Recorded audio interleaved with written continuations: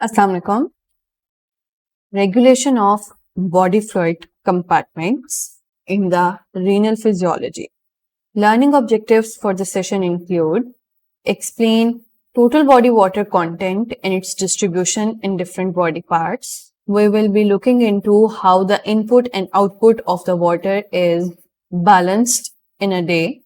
We'll compare and contrast the ionic composition of different body fluid compartments and look into the brief details of indicator-dilution principle for the measurement of the fluid volumes in these compartments. We will also look into the impact of adding isotonic, hypotonic or hypertonic solutions to these compartments, and we will be relating the concept to the pathophysiological basis of water imbalance situations in the body as well. So starting from the balance between intake and output of the fluid content in the body, if you have a look over here, you can appreciate the total intake and output in the body is approximately equal throughout the day. The intake we are doing not only in the form of the fluids we are ingesting, but also it is being produced from the metabolism inside the body. This input is balanced with the total output of water from the body. Output is not only going into the feces and urine, but also into the sweating. That amount of sweating is of course subjected to variation depending upon the weather we are living in and the hydration status of the body as well. Two things you can appreciate over here in circle is the insensible loss of fluid from the skins and insensible loss of fluid from the lungs. This is what is happening on daily basis. Approximately 350 ml from each of these two sources, and this is what we call insensible because we are incapable of sensing this loss as we sense when there is sweating, but we do not know when there is insensible loss from the skin. This insensible loss on average is 350 ml per day, but this can be increased in case of skin denudation. For example, in case of burns, the insensible from the skin increases a lot, leading to severe dehydration. Similarly, the insensible loss from the lungs is also subjected to little bit variation depending upon the environment we are living in. For example, in a hot, humid day, the insensible loss from the lungs would be less as compared to a cold, dry weather in which insensible loss from the lungs would be increased during the process of humidification of the air inside the conductive pathway of the respiratory tract.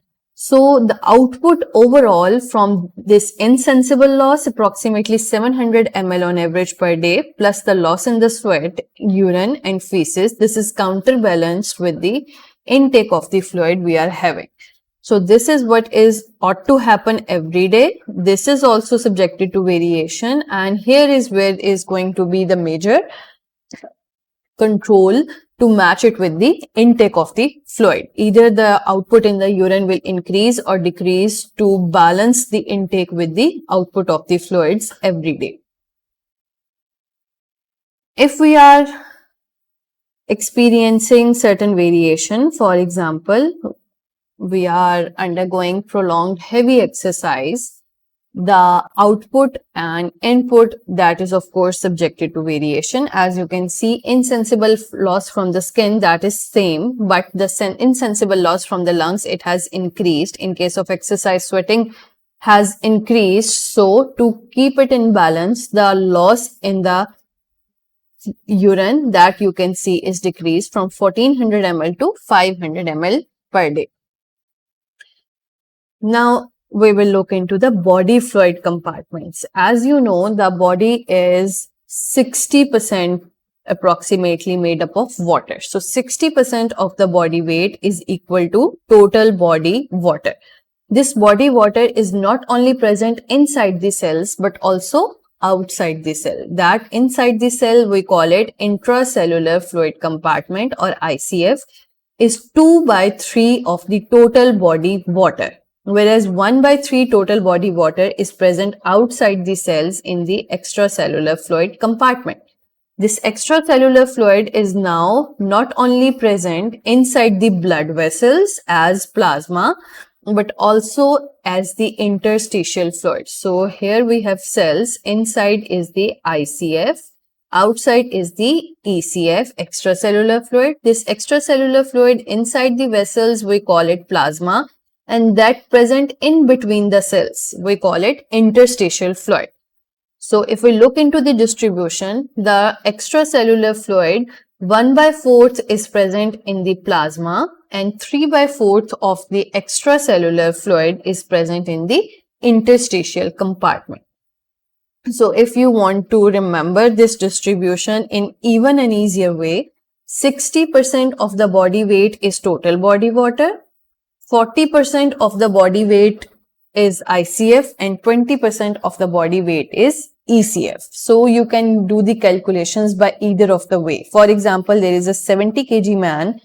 You can calculate the total body water, ICF and ECF by this 60-40-20 rule, or maybe you can simply calculate the total body water and you can divide it 2/3 into interstitial intracellular fluid and 1/3 into the extracellular fluid, and further down you can distribute it into the plasma and interstitial fluid as well.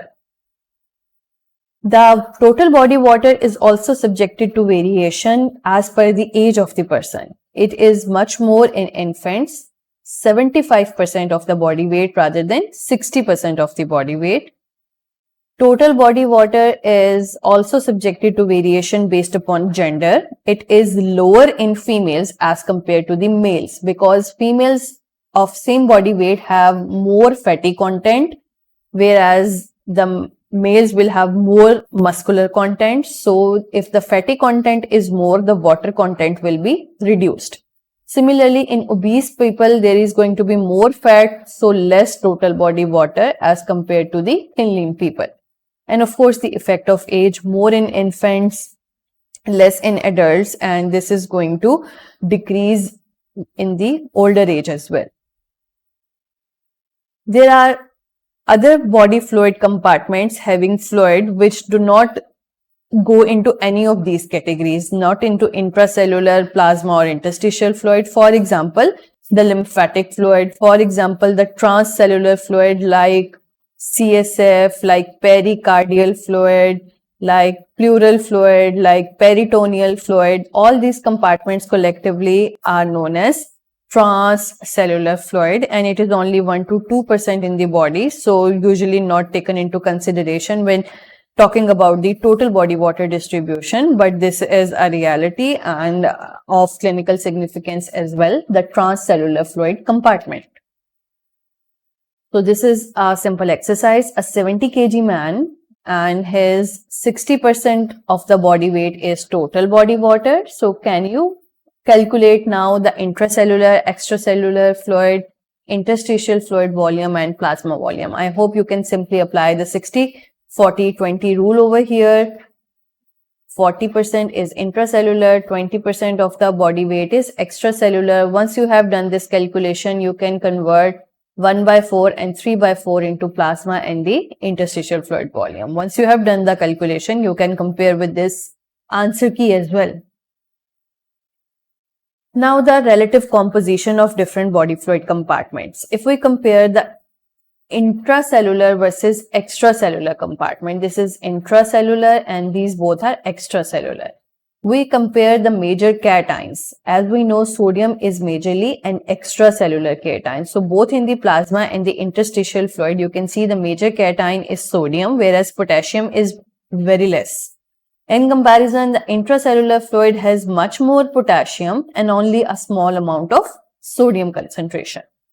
If we talk about the anions, we know the major anion of extracellular fluid is chloride and bicarbonate, as you can appreciate over here, whereas intracellular major anions are phosphates and protein anions. The difference between plasma and interstitial fluid, if we look into the details, you can appreciate one other difference between these two, which is the presence of protein anions in the plasma, but their absence in the interstitial fluid. So, let me repeat, extracellular fluid and intracellular fluid, ECF is going to have more sodium, ICF is going to have more potassium, anions, chloride and bicarbonates in the extracellular fluids. phosphates and proteins in the intracellular fluid. If we compare the plasma with interstitial fluid, no proteins in the interstitial fluid and somewhat present in the plasma, but a lot more in the intracellular compartment. This is a summary slide showing the relative distribution of fluid in different body compartments: total body water, ECF, plasma, interstitial, intracellular fluid. This is showing the fraction of the total body water in each of these compartments. This column is showing the major cations and this is showing the major anions, as we have just discussed in different body compartments. Another column you can see over here, the marker used to measure this volume, and this is what we are going to discuss under the principle of indicator dilution technique in a while. So if we talk about the measurement of body fluid volumes, you have a patient and you want to determine the imbalance between the body fluid compartments, which technique you can use. The name of that is indicator dilution method. This method relies on a principle known as conservation of mass principle. What does it say? That total mass of a substance after dispersion in the fluid compartment will be same as the total mass injected into the compartment. For example, you use a needle syringe to inject certain dye into the plasma of a patient. You did this venous injection and you knew that you had injected mass A of this drug into the plasma compartment. You give it some time, it disperses evenly throughout the plasma compartment. Later on, you check the mass in the plasma. This is B, and the conservation of mass principle says it should be same to the mass we had injected. Now, what is mass over here? Mass is simply a multiplication factor of volume of the dye multiplied by its concentration. So what we do is mass A is that you injected. So you know how much volume you injected. For example, you injected 5 ml of the dye. You know the concentration, like let's suppose you injected 1 ml of the dye per 1 milligram of the dye per 5 ml. This is the mass that you had injected, volume multiplied by the concentration. After the time of dispersion, you are now checking the mass B, which is achieved in the plasma. Here the volume will be equal to the plasma volume. This is what we need to determine. And final concentration in the plasma is simply that you can check. You can simply draw out a blood sample, send to lab, let it go for the assay, and later on what you get is the concentration in the plasma. Let's suppose we achieved a concentration of 0.5 milligram per ml of the plasma. So we need to know the 3 values, and using this formula we can simply determine the plasma volume. So plasma volume now will be equal to 5 ml into 1 milligram per 5 ml divided by 0.5. You calculate and the answer will be the plasma volume in milliliters. So simply applying the conservation of mass principle, you can calculate the volume of any compartment. The basic rule is the technique should comply with these 3 points. What are the points? The indicator disperses evenly throughout the compartment. The dye you have injected should evenly disperse throughout the compartment. The indicator disperses only in the compartment that is being measured. It should not enter into any other compartment. For example, if you are going to measure the plasma volume and you have injected a dye into the plasma, it should be contained inside the blood vessels, should not be going out into the interstitial fluid. And if you want to determine the extracellular fluid compartment, you need to choose a dye that should stay in the vessels as well as enter into the interstitial fluid, but should be incapable of entering into the body cells. If you want to measure total body water, you should choose a dye that enters the plasma, enters into the interstitial fluid as well as into the intracellular fluid. So you have to choose the dye wisely, and it should stay only in the compartment that is being measured. The dye should disperse evenly and the indicator should not be metabolized or excreted, otherwise mass A will not remain equal to the mass B. So if a dye is complying with these three rules, you can use the indicator dilution technique to measure the body fluid compartment volume. In front of you is a tabulated image showing the different dyes used for the calculation of different body fluid compartments. For example, for the total body water, we have the radioisotope labeled water and antipyrine.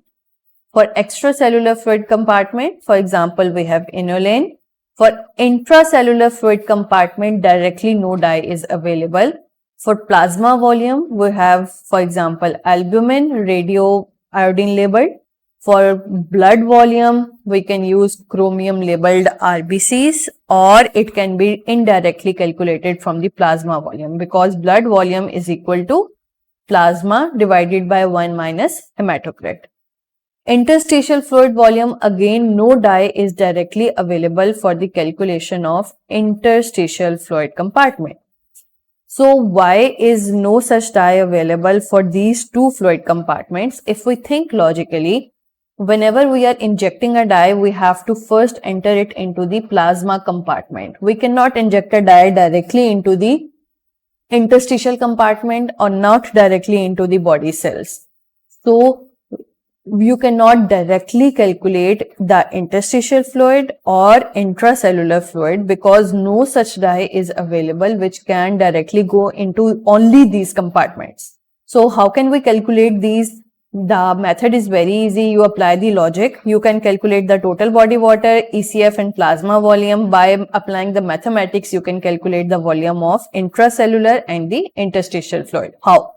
If you know the total body water and extracellular fluid volume, you find the difference and what would be left is intracellular fluid. Similarly, you know the extracellular fluid and plasma volume, the difference would be equal to the interstitial fluid volume simply.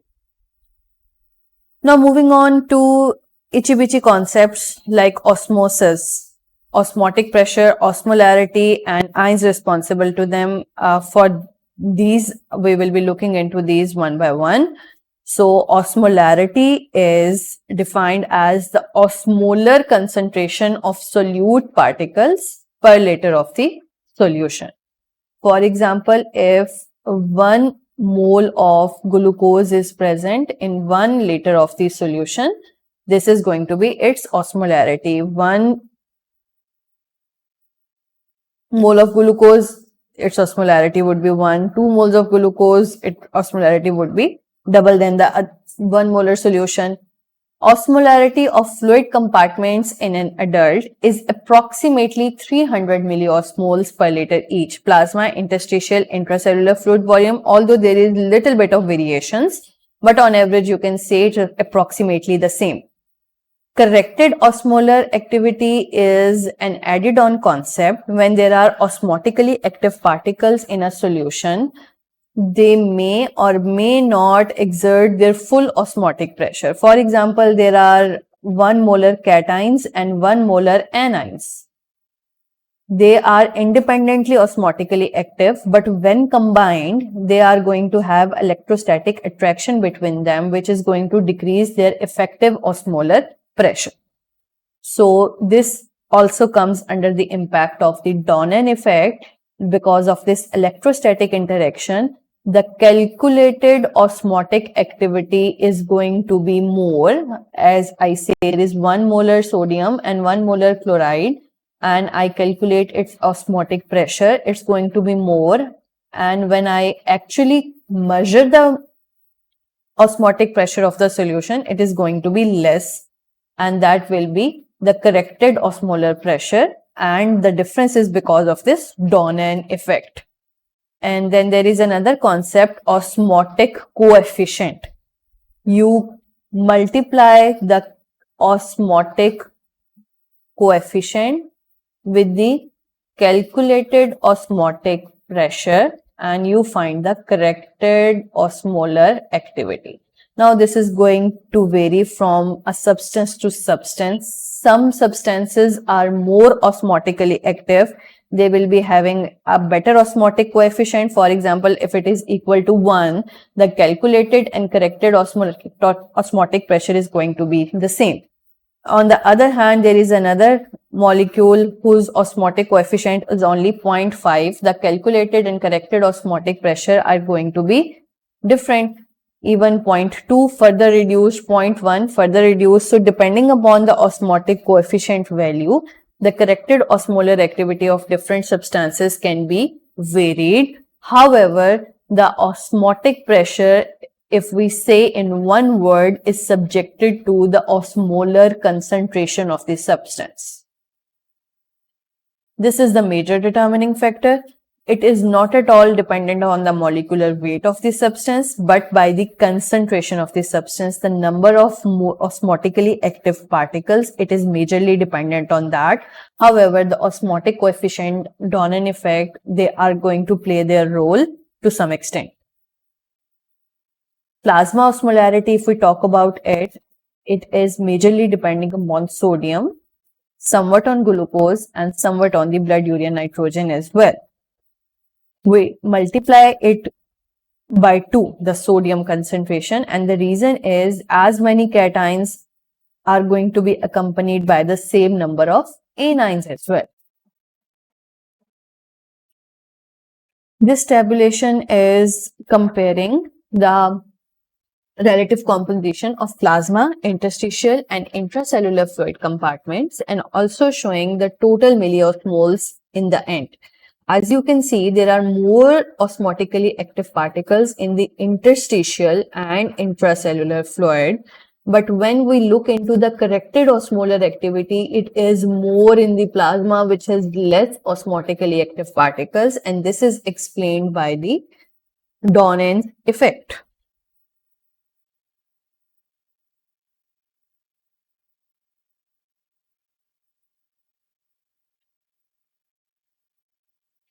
This image is showing the simple explanation of what happens to the cell if you dip it into an isotonic, hypertonic or a hypotonic solution.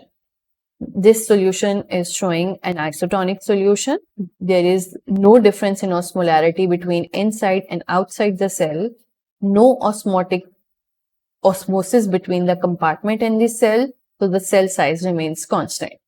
This is showing a cell dipped in a hypotonic solution. Now the hypotonic solution versus hypertonic solution, let's look into it. Hypotonic solution has less osmotically active particles and hypertonic solution has more osmotically active particles. So when they are separated by a semi-permeable membrane, the osmosis is going to be in which direction? This has less osmotically active particles and more water. This has more osmotically active particles and less water. So the movement is going to be osmosis, and osmosis is the movement of water purely, not the movement of the solute.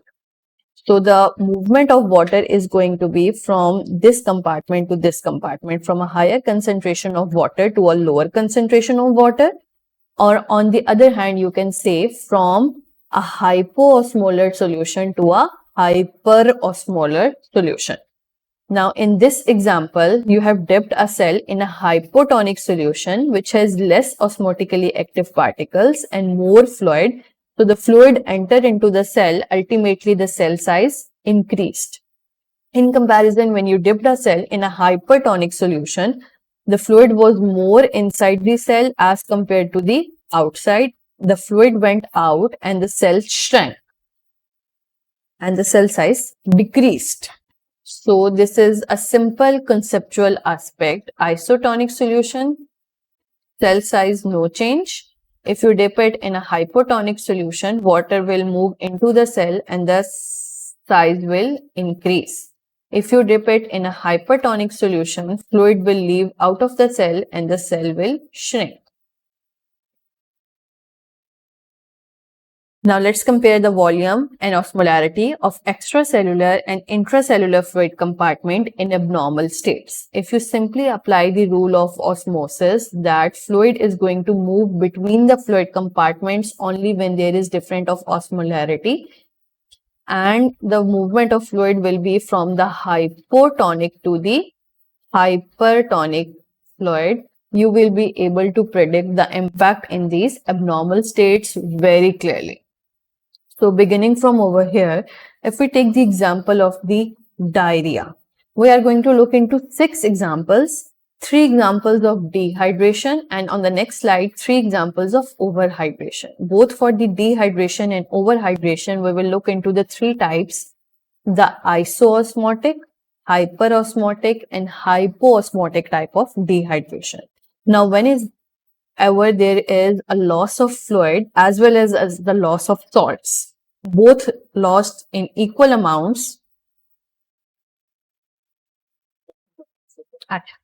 आज की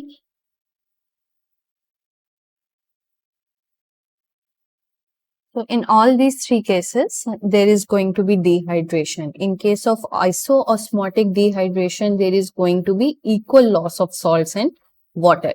In case of hyperosmotic type of volume contraction or dehydration, there is going to be more loss of water as compared to the salt. So what will happen ultimately, the dehydration will have a higher salty content and we will label it hyperosmotic dehydration or volume contraction. In case of hypo-osmotic volume contraction, there is loss of water and salts, but more salts are being lost as compared to water. So what would be left ultimately?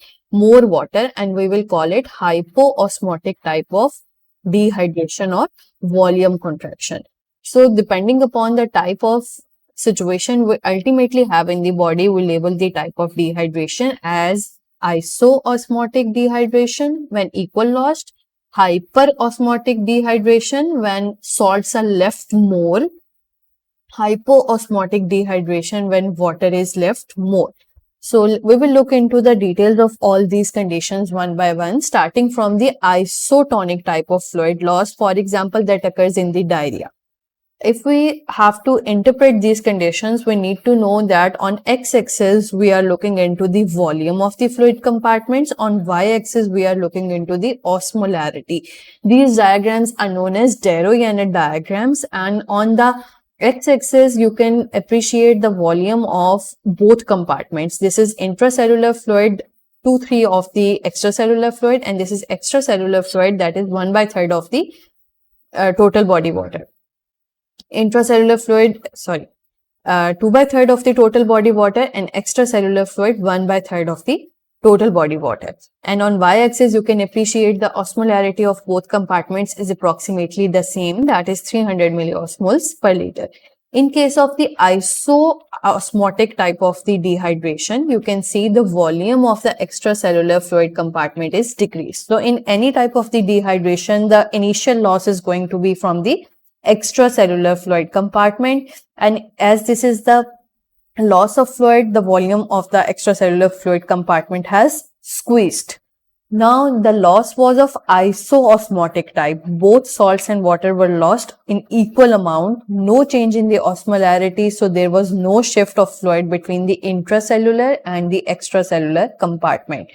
Ultimately, what we found was extracellular fluid volume decreased, osmolarity same, intracellular fluid volume same, osmolarity same. In comparison, when there was hyperosmotic volume contraction, that is more water was lost as compared to the salts. For example, in a non-acclimatized person having excessive sweating in desert is going to lose more water as compared to the salts, ultimately is going to present with dehydration of hyperosmotic type. What will happen in this patient? As you see, this is volume contraction. The ECF volume has decreased and the osmolarity has increased because this is hyperosmotic type of volume contraction. Now there is difference in the osmolarity of extracellular fluid and intracellular fluid. This has become hyperosmotic. So there is going to be movement of fluid in between the compartments. As we had just determined in the previous slide that the fluid movement is going to be into the hyperosmotic compartment. So the fluid will move from the cells to the outside into the hyperosmotic compartment. the result would be decrease in the volume of the cell as well, because the fluid is moving out, and the movement of water will continue until the osmolarity of ICF also increases to the value of the ECF osmolarity. So this is the ultimate picture we gain. The volume of both compartments will decrease and the osmolarity of both compartments will increase. It is very important to memorize or understand over here that the fluid movement between the compartments will only occur whenever there is difference in the osmolarity. When there is no difference in osmolarity, no fluid movement, and the movement is going to be from the hypo to the hyperosmotic compartment. So in this case, the cell size is going to shrink. The third example we have is the volume contraction of hypo-osmotic variety, in which more salts were lost as compared to the water. For example, adrenal insufficiency. When there is loss of aldosterone, it is difficult to retain the sodium and other salts in the body. The loss of salts is going to be more. Ultimately, we will get the picture of hypo-osmotic dehydration. Again, this is dehydration, so the ECF volume has decreased. This is hypo-osmotic type of dehydration. More salts are lost, so osmolarity of ECF is also decreased, as you can see on the y-axis. As there is now difference in osmolarity between ECF and ICF, there is going to be movement of fluid. Now, ECF is hypo-osmotic in this example. So the fluid movement will be from hypo to the hyperosmotic compartment, and the fluid is moving into the cells, leading to increase in the cell size, as you can appreciate on the x-axis. The volume of intracellular fluid compartment has increased, and this fluid movement will keep on occurring until the osmotic equilibrium is achieved. That is, the osmolarity of ICF compartment has also decreased because of entry of excessive fluid into it. So this is the ultimate picture we have in case of adrenal insufficiency or hypoosmotic type of dehydration. The volume of ECF decreases, but ICF increases. Osmolarity of both fluid compartments will decrease. So only if you apply a simple logic of the direction of osmosis, you can answer all the 4 points: the change in the volume of these two compartments and change in the osmolarity of these two compartments as well. We will apply the same concept to the overhydration as well, or volume expansion, all 3 types: iso-osmotic type of volume expansion, hyperosmotic and hypo-osmotic. Iso-osmotic volume expansion we will label when there is gain of both salts and water in equal amount. If we gain more salts as compared to water, this is going to be a hyperosmotic type of volume expansion. If we gain both salts and water, but much more water than salts, it is going to be a hypo-osmotic type of volume expansion. For example, when there is going to be an iso-osmotic volume expansion, if we have an isotonic fluid infusion, more than what was required to the patient, like just for example, the patient needed 1 liter of normal saline infusion and you infused 2 liter of normal saline. The patient will suffer from iso-osmotic volume expansion. What will happen? The volume of the extracellular fluid compartment will increase, but there is no change in the osmolarity. Now, as there was no change in osmolarity, there is going to be no shift between these two compartments. The volume and osmolarity of ICF is going to stay constant. Only what happened, the ECF volume was increased. In comparison, in case of hyperosmotic volume expansion, when more salts were gained as compared to the water, for example, excessive salt intake, what will happen?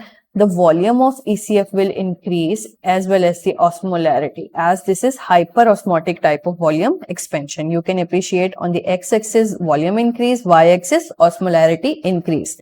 Now the osmolarity increase, there is going to be shift of fluid between the compartments. ICF will have a lower osmolarity as compared to the ECF initially. So the movement of fluid will be from hypo to the hyper, that is inside the cell to the outside the cell. So ultimately, when the fluid moves out of the cell, the volume of intracellular fluid compartment will decrease, and the fluid is moving and the salt is left there.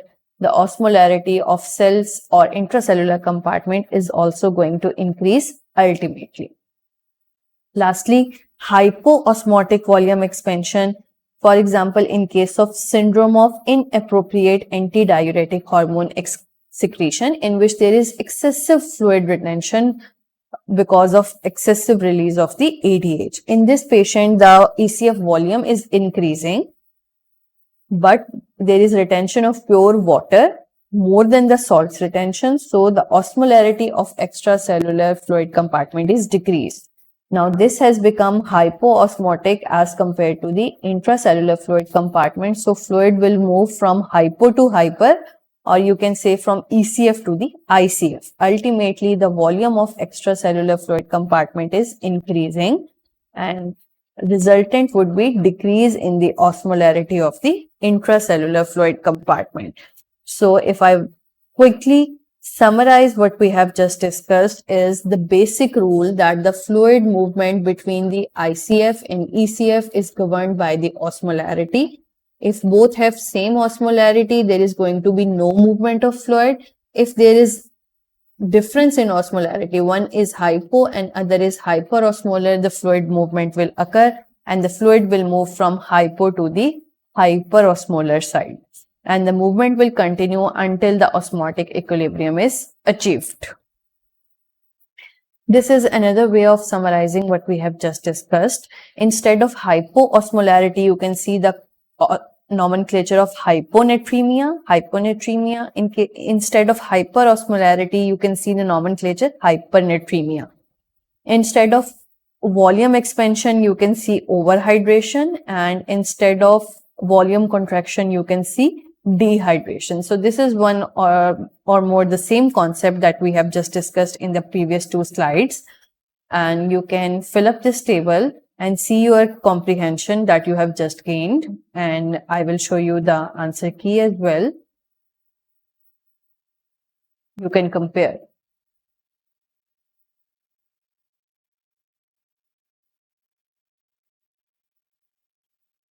Now, a little bit of the correction of hyper or hyponatremia and its impact. Now, if you have a patient of either hyper or hyponatremia, the basic rule is to correct this hyper or hypo-osmolarity slowly. I'm writing this in inverted commas, slowly, because body is also trying to compensate for this hyper or hypo-osmolarity. For example, if we look into this image, this is normonatremia, and below two images are of acute and chronic hyponatremia. So what happens in case of acute hyponatremia? There is hypo-osmolarity outside the cell.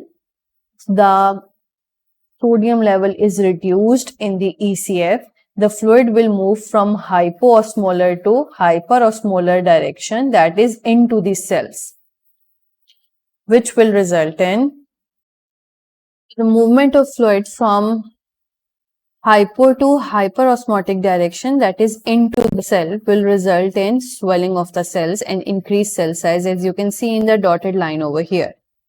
And in case of chronic hyponatremia, the body wants to correct this hypo-osmolarity by sending other solutes to the extracellular fluid compartments. For example, when the sodium is low, body will try to send other organic solutes and other electrolytes to the extracellular fluid compartment to compensate for the loss of the sodium and to compensate for the hypo-osmolarity.